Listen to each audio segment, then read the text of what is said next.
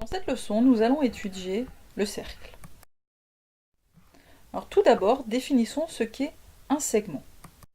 Un segment, c'est une partie de droite limitée des deux côtés par deux points, appelés les extrémités.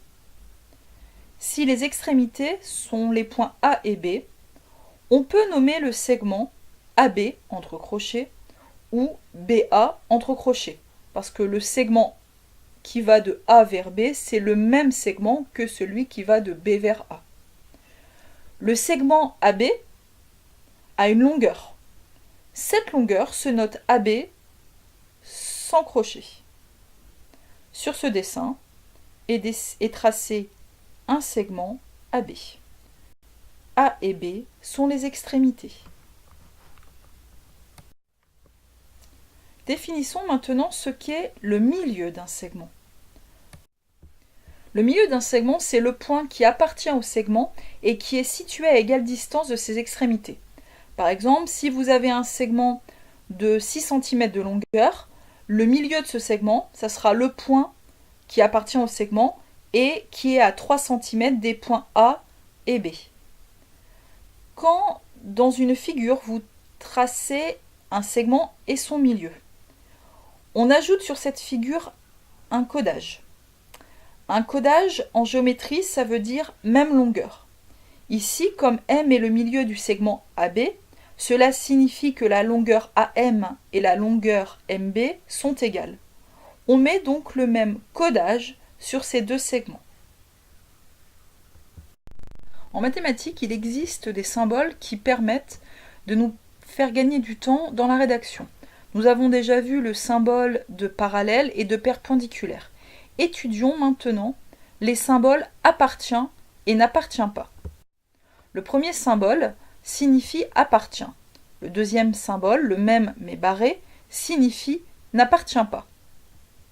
Par exemple, sur ce dessin, nous avons une droite. Sur cette droite, 3 points sont placés. Les points A, B et C. Les points A, B, C sont alignés. Et nous avons le point D qui n'appartient pas à la droite tracée. Donc, le point C, est-ce qu'il appartient ou pas à la droite AB? Eh bien oui, le point C appartient à la droite AB, puisque le point C est aligné avec les points A et B. Par contre, le point C n'appartient pas au segment AB. Le segment AB, c'est la petite partie de la droite AB comprise entre les points A et B. Le point C n'appartient pas à ce segment. Le point D appartient-il à la droite AC? Nous le voyons parfaitement que le point D n'est pas aligné avec les points ABC. Le point D n'appartient pas à la droite AC. Est-ce que le point B appartient au segment AC? Le segment AC, c'est la portion de droite comprise entre les points A et C. Le point B se trouve entre les points A et C.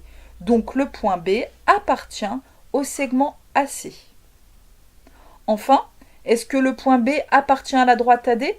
La droite AD n'est pas tracée sur le dessin, mais nous pourrions la tracer. La droite AD passe par les points A et D, et il est clair que le point B n'appartient pas à cette droite. Donc passons maintenant à l'étude d'un cercle, et donnons tout d'abord sa définition. Le cercle de centre O et de rayon grand R est constitué de tous les points situés à la même distance grand R du point O. Sur cette figure est tracé donc un cercle de centre O et de rayon grand R. Sur cette figure sont tracés 3 rayons. Les 3 rayons sont de même longueur. De ce fait, un codage de même longueur a été représenté sur chacun des rayons. Pour le cercle, il existe du vocabulaire. Alors tout d'abord, le segment OA qui joint le centre du cercle O à un point du cercle qui est A. OA est appelé rayon du cercle. Dans un cercle, il y a une infinité de rayons. Les segments OD, OE, OC et OB sont d'autres rayons de ce cercle. Le segment BC, lui, joint deux points du cercle tout en passant par le centre du cercle O. Le segment BC est appelé diamètre du cercle. Tout comme les rayons, il existe une infinité de diamètres dans un cercle. On dit que les points B et C sont diamétralement opposés. Et le diamètre, c'est le double du rayon. Si le rayon OA mesure 3 cm, le diamètre BC mesure 6 cm.